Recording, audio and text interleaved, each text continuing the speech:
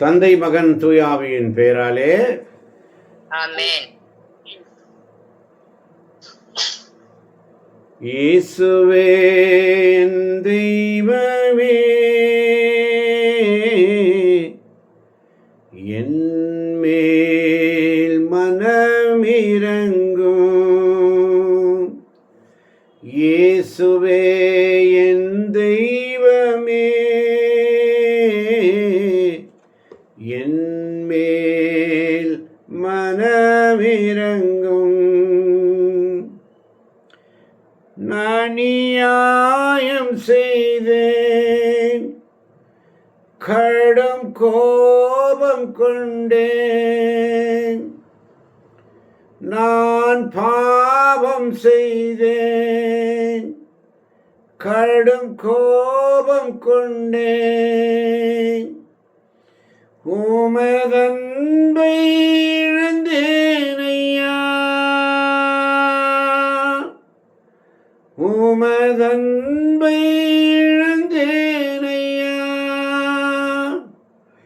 என்னை மன்னியோ தெய்வமே, இந்த ஒரு விசை மன்னியுமே.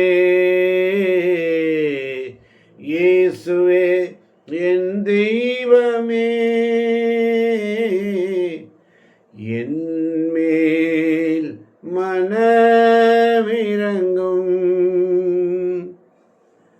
மனமிரங்கும் ஆண்டவரே. இந்த நாளில் இறை செய்தி கோபம். கோபம் என்றால் என்ன?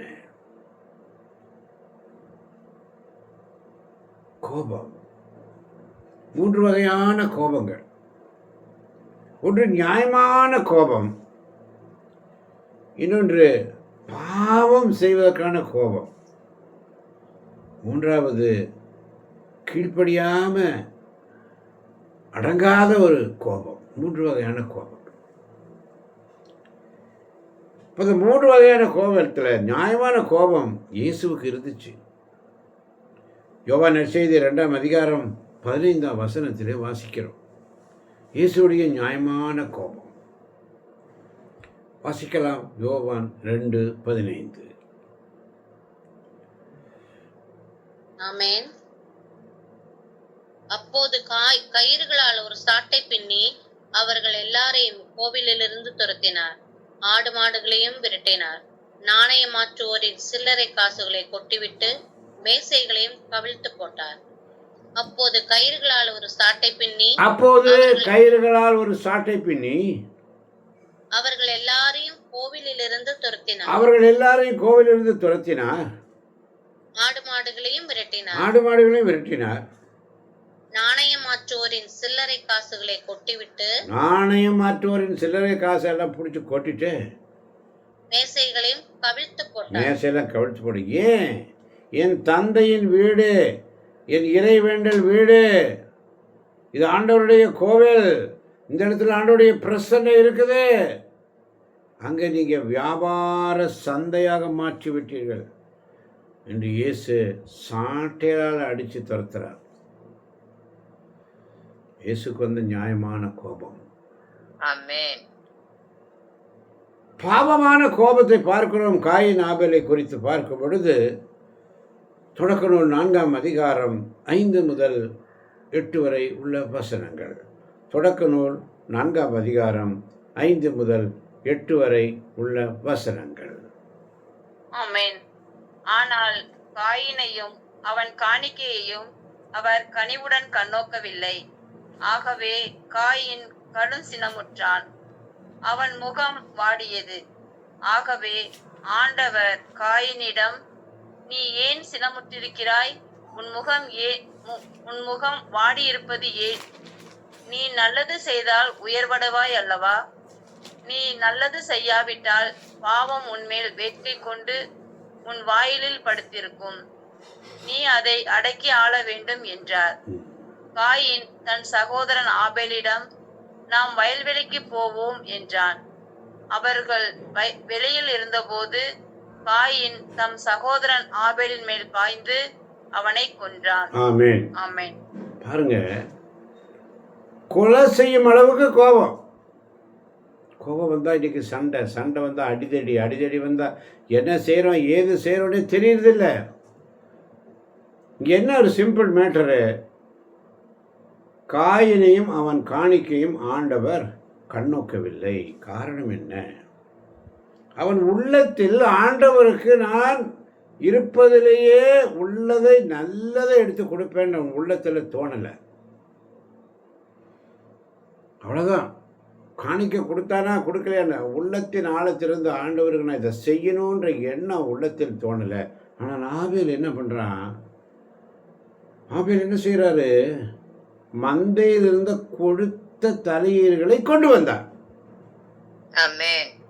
இப்போ காயின்னு ஏதோ கிடக்குது அள்ளிட்டு வர்றது போடுறது. ஆனால் ஒருத்தருக்கு ஏதாவது செய்கிறீங்கன்னு சொன்னால், உண்மையான அந்த பாசம் இருக்குதுன்னு சொன்னால் அதை நினச்சி அப்படியே ரசித்து செய்வீங்க. இவருக்கு எப்படி சாப்பாடு, ஒரு கெஸ்ட்டு புதுசாக வீட்டுக்கு வந்துட்டாங்க, ரொம்ப உங்களுக்கு பிரியமானவங்க வந்துட்டாங்க, அவங்களுக்கு நீங்கள் உணவு செஞ்சு கொடுக்குறீங்க. அதை நீங்கள் எப்படி கொடுக்குறீங்க? எந்த அளவுக்கு அதை பரிசுத்தமாக, எந்த அளவுக்கு அதை டேஸ்ட்டாக, எந்த அளவுக்கு அதை நல்லா பண்ணி கொடுத்தா தான் என்ற ஒரு மனநிறைவோடு செய்கிறீங்க பாருங்கள். அந்த உணவு அவ்வளோ ருசியாக இருக்கும். அல்லேலூயா, அல்லேலூயா, அல்லேலூயா. ஒரு பயபக்தியோடு செய்வீங்க.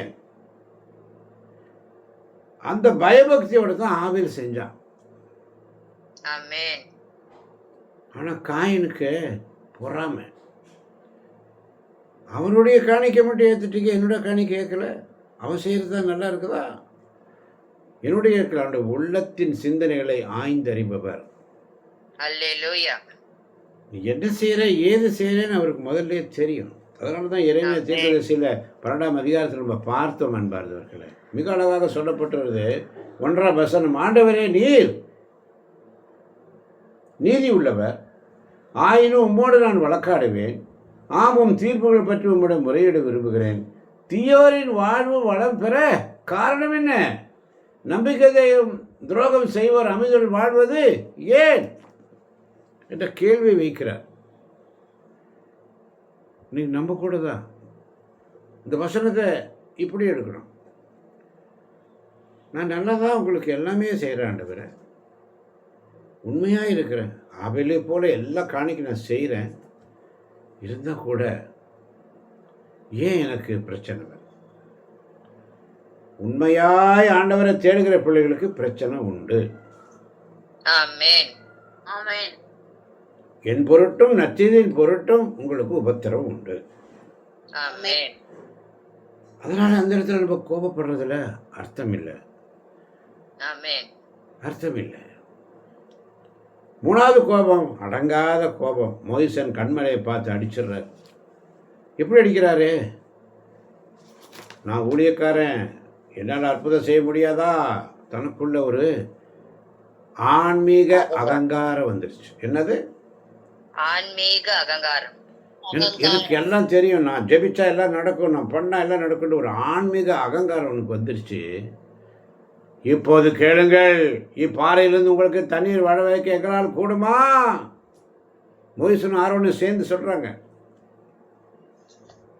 மோசே உடனே அந்த ஒரு நிமிஷம் அவர் யோசனை பண்ணியிருந்தாருன்னா எவ்வளோ நல்லா இருந்திருக்கும். கானான் தேசத்தை பார்க்க முடியாது போச்சு. அதுக்காக தான் அவர் 80 வருஷம் காத்திருந்தார். 80ஆவது வருஷத்தில் கூப்பிட்றாரு ஆண்டவர். 120 வருஷம் வாழ்கிறாரு, 40 வருஷம் அவங்கள வழி நடத்துகிறாரு, எல்லாமே செய்கிறாரு. இவ்வளோ வேலை செஞ்சு கூட அந்த ஒரே ஒரு சிறிய காரணத்துக்காக ஆண்டவர் எவ்வளோ கோவப்படுறாரு பாருங்க. ஆண்டவருக்கு கோபம் வந்துச்சா வரலையா? வந்தது. நியாயமான கோபம், ஆண்டவருடைய கோபம். 12ஆம் வசனம் எண்ணிக்கை 20ஆம் அதிகாரம் படி. ஆண்டவரோ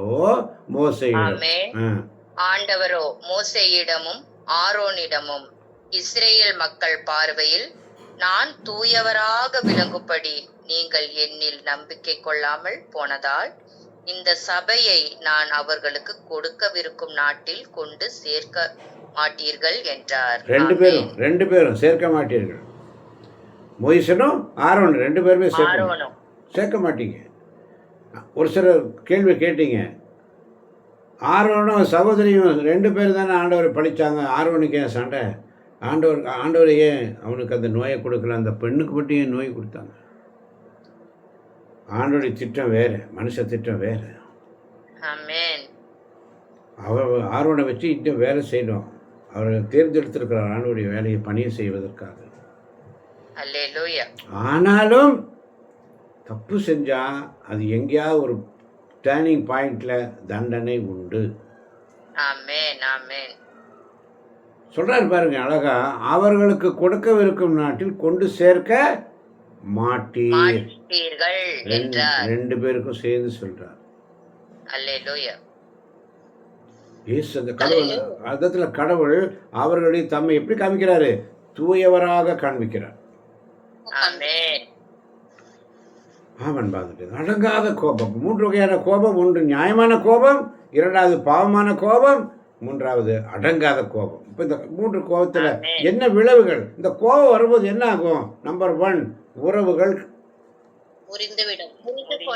நீதிமொழிகள் 15ஆம் அதிகாரம் 18ஆம் வசனம். சீக்கிரம் டைம் கொஞ்சமாக தான் இருக்கு. நீதிமொழிகள் 15ஆம் அதிகாரம் 18ஆம் வசனம்.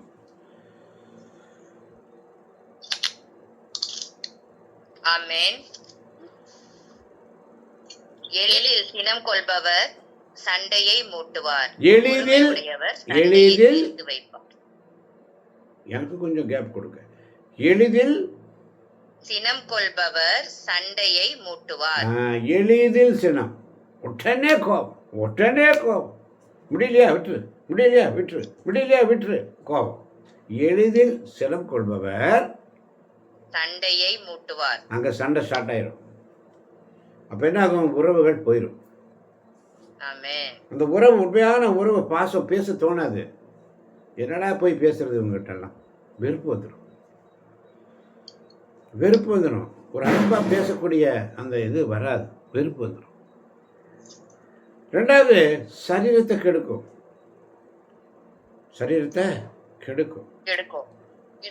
மூணாவது, ஜெபத்தை தடுக்கும். மார்க்குடைய செய்தி 11ஆம் அதிகாரம் 25ஆம் வசனம். வேகமாய் மார்க் 11:25.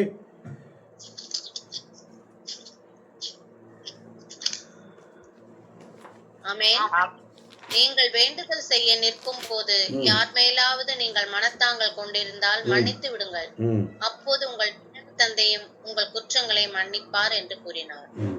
நீங்கள் வேண்டுதல் செய்ய நிற்கும் போது, நீங்கள் வேண்டுதல் செய்ய ஜபத்துல வந்து உட்காரும் போது, யார் மேலாவது நீங்கள் மனத்தாங்கள் கொண்டிருந்தால் மன்னித்து விடுங்கள், அப்பொழுது உங்கள் விண்ணகத்ததையும் உங்கள் குற்றங்களை மன்னிப்பார். அப்போ ஜெபம் பண்ண முடியாதுங்க. ஒரு உள்ளார்ந்த ஜெபம் நம்மளால பண்ண முடியாது. உட்காந்துருப்போம், சும்மா டம்மியா உட்காந்துருப்போம். நமக்கு அந்த ஜெபம் வராது, ஃப்ளோ வராது, பாட முடியாது, சுதிக்க முடியாது. ஜெபத்தை தடுத்துரும். அடுத்தது என்ன ஆகும்? பிசாசுக்கு இடம் கொடுத்துரும். அதனால தான் எபேசியர் 4ஆம் அதிகாரம் 27ஆம் வசனம். வேகமாய். ஆமென். சினமுற்றாலும் பாவம் செய்யாதிருங்கள்.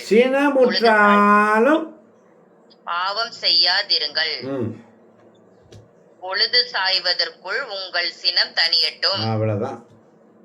அழகைக்கு இடம் கொடாதீர்கள். ஆமென். இப்ப கோவப்பட்டா என்ன ஆயிரும்? பிசாசுக்கு நம்ம இடம் கொடுத்துருவோம். அவன் வந்து உள்ள உட்காந்துக்குவான். எப்படியாவது பழி வாங்கணும்னு சொல்லிட்டு அவன் பிளான் போட்டே இருப்பான். காயினுக்கு அப்படித்தான் வந்துச்சு. அடங்காத கோபம் மோயிசனுக்கு வந்துச்சு. எப்படியாவது நான் பார்க்குறேன், நான் பண்ணுறேன். அப்போ கோபத்தை தவிர்க்கிறதுக்கு என்ன செய்யணும்? ஜெபிக்கணும். கோபத்தை ஜெயிக்கணும். என்ன செய்யணும்? ஒரு நிமிஷம் ஸ்டாப் பண்ணு. கோபம் வருதா? நிறுத்து. 1 2 3 4 5 6 7 8 9 10 எண்ணு. கொஞ்சம் ஸ்லோவாகவே எண்ணு. 1 2 3 4 5 6 7 8 9 10 அப்படியே நிறுத்து. ஒரு நிமிஷம். வாயை திறக்காத. அதனால தான் நீதிமொழிகள் 17ஆம் அதிகாரம் 27ஆம் வசனம் மிக அழகாக சொல்லும். நீதிமொழிகள் 17:27.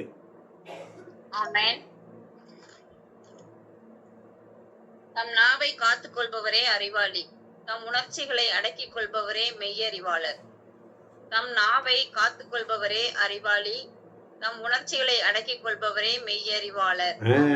நாவை காத்துக்கொள்கிறவனு புத்திசாலி, உணர்ச்சிகளை அடக்கிக் கொள்பவரே மெய் அறிவாளர். உணர்ச்சி அந்த நேரத்தில் ஆக்ரோஷமாக இருக்கும், அதை அடக்கிக்கோ. அடுத்து ஆமென். யோசனை பண்ணு, இந்த சண்டை தேவையா, இது தேவையா, யோசனை பண்ணு. ஒரு நிமிஷம் யோசனை பண்ணு, ஜெபிக்கணும். அப்போ 1 பேதுரு 5ஆம் அதிகாரம் 7ஆம் வசனம். 1 பேதுரு 5ஆம் அதிகாரம் 7ஆம் வசனம். ஆமென். உங்கள் கவலைகள் எல்லாம் அவரிடம் விட்டுவிடுங்கள். உங்கள் கவலைகளை எல்லாம் அவரிடம் விட்டுவிடுங்கள். ஏனென்றால் ஏன்? அவர் உங்கள் மேல் கவலை கொண்டுள்ளார். அவர் உங்கள் மேல் கவலை. ஆமென். நம்ம மேல அவருக்கு கவலைமா? ஆமென். ஆமென். உங்க கவலையெல்லாம் அவர்கிட்ட போட்டிருக்க. அவருக்கு உங்க மேல ரொம்ப அக்கறை இருக்குது. ஆண்டவருக்கு அக்கறை உள்ளதா உண்டு. உண்டு. ஆமென். ஆமென். அவருக்கு உங்க மேல கவலையா இருக்கு ஒவ்வொரு நாளும். ஐயோ என் பிள்ளை ஜெபத்துக்கு வரல, ஐயோ என் பிள்ளை காலையில் என்னை தேட வரல, ஐயோ என் பிள்ளை என் பக்கத்தில் இல்லையே, என் கூட இல்லையே, எனக்கு ஜெபிக்கிறதுக்கு இல்லையே, காலையில் என்னோட உறவாடுறதுக்கு இல்லையே. பசாசை ஏதாவது ஒரு வழியில் நம்மளை டர்ன் பண்ணி கொண்டு போயிடுவான். ஜெபத்தில் உட்கார விட மாட்டான், டிஸ்டர்ப் பண்ணுவான். ஆமென். டிஸ்டர்ப் பண்ணுவான். ஓ நீ ஜெபம் பண்ணுறியா, நான் என்ன வேலை பண்ணுறேன் பாருன்னு சொல்லி டிஸ்டர்ப் பண்ணுவான். ஜெபிக்க விட மாட்டான். அப்போ தான் யாராவது வந்து எதாவது கேட்பாங்க, அப்போ தான் இது செய்யறியா, அது வேணும் இது வேணும்னு கேட்பாங்க. ஜெபிக்க விட மாட்டான், ஜெபத்தை தடுத்துருவான். எப்படி ஜெபிக்கணும்? யாக்கோபு எழுதிய திருமுகம் 1ஆம் அதிகாரம் 19-20 வசனம். யாக்கோபு 1:19-20.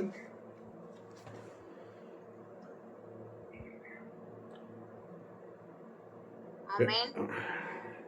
என் அன்பார்ந்த சகோதர சகோதரிகளே, என் அன்பார்ந்த சகோதர சகோதரிகளே, இதை தெரிந்து கொள்ளுங்கள். இதை தெரிந்து கொள்ளுங்கள். ஒவ்வொருவரும் கேட்பதில் வேகமும் பேசுவதிலும் சினம் கொள்வதிலும் தாமதமும் காட்ட வேண்டும். தாமதம் வெயிட் பண்ணு சொன்ன இல்லையா? 1 2 3 4 5 6 7 8 9 10. பேசுவதிலும் சினம் கொள்வதிலும் தாமதம் வெயிட் பண்ணு, தாமதம் காட்ட வேண்டும். அந்த ஒரு நிமிஷம் நம்ம யோசனை பண்ணோம், நம்ம தப்பிச்சுக்குவோம். இல்லாட்டி அங்கே பெரிய யுத்தம் வந்துடும். அல்லேலூயா. அல்லேலூயா. ஒரு வார்த்தை சொல்ல, நீ சொல்ல நான் சொல்ல, அடி தடி கொலை செய்யும் அளவுக்கு போயிடுச்சு. அல்லேலூயா. அல்லேலூயா.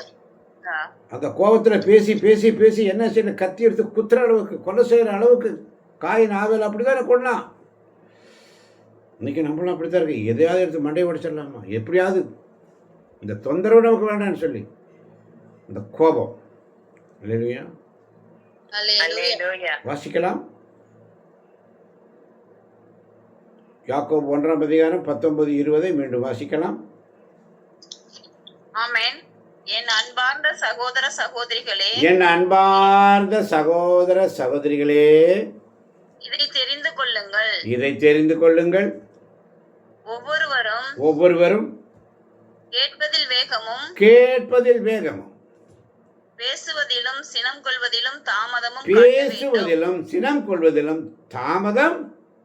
காட்ட வேண்டும். ஏனெனில் மனிதரின் சினம் கடவுளுக்கு ஏற்புடைய செயல்கள் நிறைவேற தடையாக இருக்கிறது. ஆமென். நமக்கு கிடைக்கக்கூடிய அந்த அருள் வரங்கள் அங்கே தடைப்படும். ஆமென். அல்லேலூயா. ஆசீர்வாதம் தடைப்படும். ஆமென்.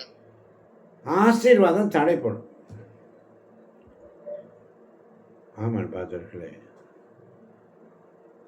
அன்பார்ந்த சகோதர சகோதரி, அப்போ ஜெபிக்கணும். இதுக்கு இயேசு, அதனால தான் இயேசு முன்மாதிரி. இயேசுவை சிலுவையில் அடைஞ்சிட்டாங்க. அவரை கொண்டு போகிறதுக்கு முன்னே அடித்து காரித்தும் நிர்வாணப்படுத்தி இரவெல்லாம் அடித்து இரவெல்லாம் அவரை சித்திரவதை பண்ணி கொடூரமான வகையில் அவரை எப்படியெல்லாம் புழுவை நசுக்கிற மாதிரி நசுக்கி எடுத்து கசக்கி புழிஞ்சி ஆணி அடித்து தலையில் முள்முடியை ஏற்றி சிலுவையை சுமந்து கொண்டு போய் மேலே நிற்கிறாரு. அப்போ கடைசி நேரத்தில் வந்து ஒரு வார்த்தை நான் வீட்டில் வச்சு ஒரு குத்துறான் விழால. அந்த நேரத்தில் இயேசு பிதாவே, லூக்கா நற்செய்தி 23ஆம் அதிகாரம் 34ஆம் வசனம், லூக்கா 23:34ஆம் வசனம், பிதாவே இவர்களை. ஆமென். அப்போது இயேசு, தந்தையே இவர்களை மன்னியும், ஏனெனில் நாங்கள் செய்வது என்னவென்று இவர்களுக்கு தெரியவில்லை என்று சொன்னார். அவர்கள் அவருடைய ஆடைகளை குலுக்கல் முறையில் பங்கிட்டு கொண்டார்கள். ஆமென். பிதாவே இவர்களை மன்னியும், இவர்கள் செய்வது இன்னதென்று அறியாமல் செய்கிறார். ஆமென். அப்போ உங்களை கோவப்படுத்தினவங்களை என்ன செய்யணும்? அவங்க பேரை எழுதி இயேசுவின் ரத்தம் ஜெயன்னு சொல்லிட்டு சிலுவை கடியில் வச்சிடணும். ஆமென். அல்லேலூயா. இன்னைக்கு ஒரு லிஸ்ட் போடுங்க, யார் மேலெல்லாம் கோபம் இருக்குதோ அவங்கள ஒரு பேர்லாம் எழுதி உங்கள் வீட்டில் ஆண்டோடைய சிலுவை இருக்கும், பேப்பரில் எழுதி அங்கே வச்சுருங்க. யார் மேலெல்லாம் கோபம் இருக்கோ அவங்க பேரெல்லாம் எழுதுங்க. யாரெல்லாம் உங்களை கோபப்படுத்துனாங்களோ அவங்களெல்லாம் பேரெல்லாம் எழுதி அவர் பாதத்தில் வச்சுருங்க. ஆமென். வச்சுருங்க. வச்சுட்டு ஒப்பு கொடுங்க. ஆண்டவரே நீங்களே பார்த்துக்கங்க, இவங்களை நான் உங்கள்கிட்ட ஒப்பு கொடுத்துட்டேன், அவங்கள ஆசீர்வதிங்க சொல்லிட்டு விட்டுருங்க. ஆமென். ஒரு தீர்மானம் எடுங்க. யார் மேலெல்லாம் கோபம் இருக்கு? அப்பா, அம்மா, மாமனார், மாமியார், கணவன், மனைவி, புருஷன், பொண்டாட்டி, பிள்ளைங்க, பெற்றோர்கள், பாஸ்டர் மேலே, போதிக்கிறவர் மேலே கோபம் இருக்கா? சபையில் கோபம் இருக்கா? அவங்க வாசிக்கிறாங்க, இவங்க வாசிக்கிறாங்க, அவங்க வாசிக்கிறது இல்லை, நான் வாசிக்க மாட்டேன், அவங்க பண்ணட்டும், இவங்க பண்ணட்டும். கோபம் உங்கள் மேலேயே உங்களுக்கு கோபம் வருது, வெறுப்பு வந்துடுது, ஜெபிக்க முடியல, ஸ்துதிக்க முடியல, வல்லமையோடு பேச முடியல. அமுக்கிடுவான் பிசாஸ், அமுக்கானாட்டம் அமுக்கிடுவான். ஆமாம் பாருங்க. அதனால தான் கொலோசியர் 3ஆம் அதிகாரம் 13ஆம் வசனம் மிக அழகாக சொல்லும். கொலோசியர் 3:13. எடுத்தவர்கள் வாசிங்க. ஆமென். ஒருவரை ஒருவர் பொறுத்துக் கொள்ளுங்கள். ஒருவர் பொறுத்துக் கொள்ளுங்கள். ஒருவரை பற்றி ஒருவருக்கு ஏதாவது முறையீடு இருந்தால் மன்னியுங்கள். ஒருவரை பற்றி ஒருவருக்கு ஏதாவது முறையீடு இருந்தால் மன்னியுங்கள். அவ்வளவுதாங்க. ஆண்டவர் உங்களை மன்னித்தது போல நீங்களும் மன்னிக்க வேண்டும். ஆண்டவர் உங்களை மன்னித்தது போல, இவர்கள் செய்வது இன்னதென்று அறியாமல் செய்கிறார், இவர்களை மன்னியும் சொல்லிட்டாரு. ஆண்டவர் உங்களை மன்னித்தது போல இவர்களை மன்னியும் அப்படின்னு சொல்லி அங்கே லிஸ்ட் எழுதி வச்சிரே, வேலை முடிஞ்சது.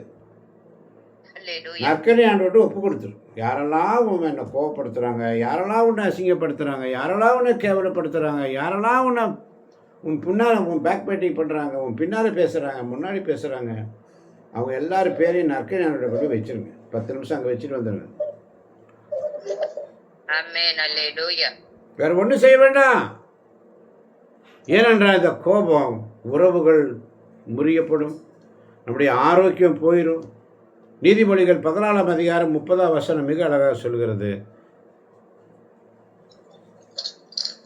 நீதிமொழிகள் 11:14-30. ஒருத்தர் எண்ணாகமம் 20:12 எடுத்துக்கொள்ளுங்கள். ஒருத்தர் அல்லேலூயா.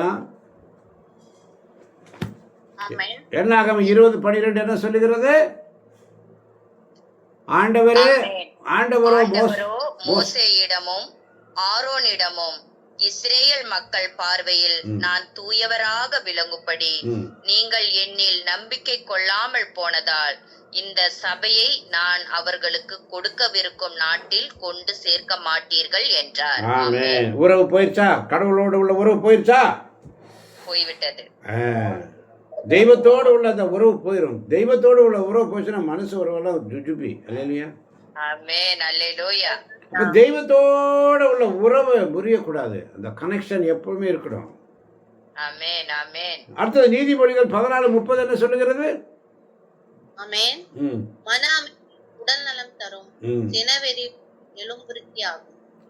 மன அமைதி உடல் நலம் தரும், சினவெறியோ எலும்புருக்கியாகும். ஆமென். அதனால தான் இயலாமை சில நேரத்தில் நம்மளால முடியறதில்லை. நினச்சி நினச்சி நினச்சி நினச்சி நினச்சி நம்ம படுக்கிறோம். அது அப்படியே காலையில் எந்திரிக்க முடியாமல் போயிடும். ஐயோ அவங்க அப்படி பேசிட்டாங்களே, ஐயோ இவங்க இப்படி பேசிட்டாங்களே, அவங்க அதை பண்ண தட்டி விட்டுட்டு போயிட்டே இருக்கணும். எப்படி? ஆமென். தட்டி விட்டுட்டு போயிட்டே இருக்கணும். இப்படி தட்டி விட்டுட்டு போயிட்டே இருக்கணும். ஒன்றும் கிடையாது. என் ஆண்டவர் என்னோட இருக்க, எனக்கு ஒரு குறையும் இல்லை. ஆமென் அல்லேலூயா. யார் என்ன பேசுகிறாங்க? இயேசுவை அவ்வளோ பாடுபடுத்தினா அவர் வாய் திறக்கவே இல்லையே. ஆமென். நம்மளும் மௌனமாக இருந்துடுவோம். வேலை முடிஞ்சிச்சு. இன்னைக்கு எல்லாருக்கும், உங்களுக்கும் சரி எனக்கும் சரி, ஆமென் ஆமென். எல்லாருக்கும் தான் அந்த ஆரோக்கியம் போயிருமா. அந்த ஆரோக்கியம் எப்படி போகுது? நீதிமொழிகள் 14:30 மன அமைதி உடல் நலம் தரும், சினவெறியோ எலும்புருக்கியாகும். அது வாசிச்சவங்களே வாசிக்கணும். யார் வாசிச்சது? நீதிமொழி 14:30. மன அமைதி உடல் நலம் தரும், சினவெறி எலும்புருக்கியாகும். அதனால தான் 3 பேரை நான் தீர்மானம் பண்ணி வச்சிருக்கேன். 1 2 3. 1 வாசிக்கலன்னா 1 எடுக்கிறதுக்கு லேட் ஆகுதுன்னா 2ஆம் நம்பர் எடுத்துட்டாங்கன்னா 2ஆம் நம்பர் வாசிச்சிடணும். 2ஆம் நம்பர் எடுக்கல முடியலன்னா 3ஆம் நம்பர் வாசிச்சிடணும். அல்லையா? அல்லேலூயா. அதனால தான் இந்த 3 பேருக்கு நான் ஆண்டவர் ஒரு தெளிவான இது கொடுத்துருக்காரு. யோவான், பேதுரு, யோவான், யாக்கோபு. ஏன் கொடுத்தாரு? உங்களை வாசிக்கணும், எல்லாரும் வாசிக்கணும். ஒருத்தர் மட்டும் வாசிக்கிறது இல்லை, எல்லாரும் வாசிக்கணும். எல்லாரும் இந்த ஈடுபாடோடு செய்யணும். கோபம் இல்லாமல் பரிசுத்தமாக அவரை தியானிக்கணும். அல்லேலூயா அல்லேலூயா. அந்த உறவு போயிருமா, ஆரோக்கியம் போயிருமா. ஜெபம் கேட்காது. மத்தேயு நற்செய்தி 11:20, மார்க் நற்செய்தி 11:25 வாசித்தோம். மீண்டும் ஒருவரை வாசிக்கலாம். மார்க் 11:25 வேகமாய். மத்தேயு நற்செய்தி 5:22 ஒருவர் எடுத்து வைத்துக் கொள்ளுங்கள். டைம் வேஸ்ட் பண்ணாதீங்க, ஆமென். நேரம் குறைவாக இருக்கிறது.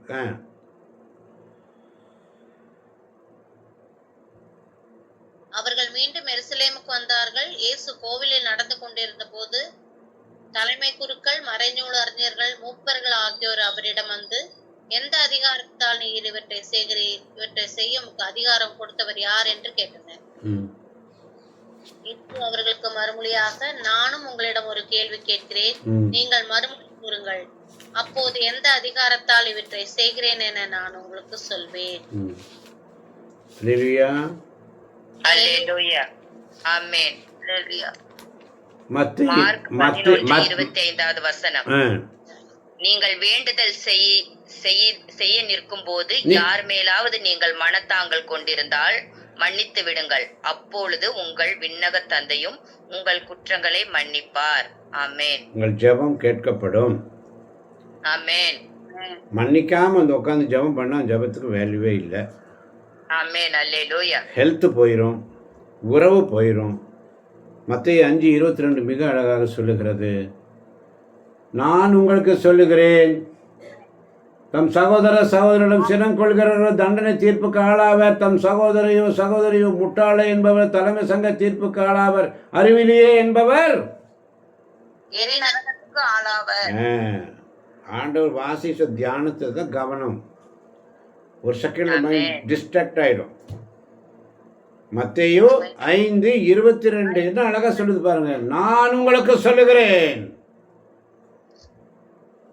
தம் சகோதரிடம் சினம் கொள்கிறவர் தண்டனை தீர்ப்புக்கு ஆளாவார். தம் சகோதரியோ முட்டாளே என்பவர் தலைமை சங்க தீர்ப்புக்கு ஆளாவார். அறிவிலியே என்பவர் எரி நகரத்துக்கு. அல்லேலூயா அல்லேலூயா. அதனாலதான் 23ஆம் வசனம், நீங்கள் உங்கள் காணிக்கையை பலிபீடத்தில் செலுத்தப்படும் பொழுது உங்கள் சகோதரி எவருக்கும் உங்கள் மேல் ஏதோ மனத்தாங்கள் உண்டன அங்கே நினைவுற்றார். அங்கேயே பலிபீடத்தில் உங்கள் காணிக்கையை வைத்துவிட்டு போய் முதலில் அவரிடம் நல்லுறவு ஏற்படுத்திக் கொள்ளும், பின்பு வந்து உங்கள் காணிக்கையை செலுத்துங்கள். அப்போ ஒரு நிமிஷம் கோபம் வாழ்க்கை முழுவதும் நஷ்டமாயிடும். ஆமென் ஆமென் ஆனால் அந்த ஒரு நிமிஷம் நம்ம மன்னிச்சுட்டோன்னு சொன்னால் நித்திய சமாதானம். ஆமென் ஆமென் இப்போ இன்னைக்கு முடிவெடுங்க, கோபமா மன்னிப்பா.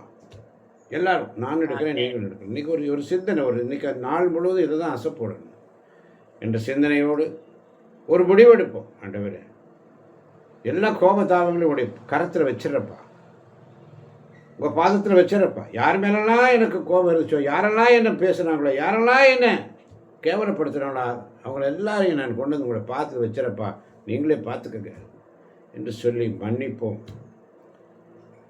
மறந்து மன்னிப்பு தான் நீங்களும் மன்னிங்களே சொன்னார். கொலோசியர் 3:13 அழகாக சொன்னார். மறந்து மன்னிப்பு, நீங்களும் மன்னியுங்கள். இந்த கோபம் வந்துச்சுன்னா பிசாசுக்கு கதவை திறந்துடும். ஆனால் மன்னிப்பு பரலோகத்தை திறக்கும். அல்லேலூயா. அல்லேலூயா. பரலோகமே என் சொந்தமே என்று காண்பேனோ, என் இன்ப இயேசுவை என்று காண்பேனோ. பரலோகமே என் சொந்தமே என்று காண்பேனோன்னு சொல்லி, இந்த கோபம் எங்கள் மத்தியில் வரக்கூடாது ஆண்டவரே. இந்த கோபத்துக்கு தடையாக இருக்கிற அநேக காரியங்கள் நாங்கள் விட்டு விலகி ஓடணும் ஆண்டவரே. நீங்கள் தான் அதை வழி நடத்தணும். நீங்களே வழி நடத்துங்கப்பா. நீங்கள் எங்களுக்கு சொல்லி கொடுக்குறீங்க. ஆனால் எங்களுடைய இயலாமையினால் நாங்கள் மீண்டும் மீண்டும் செய்த பாவத்தையே செய்கிறோம் ஆண்டவரே.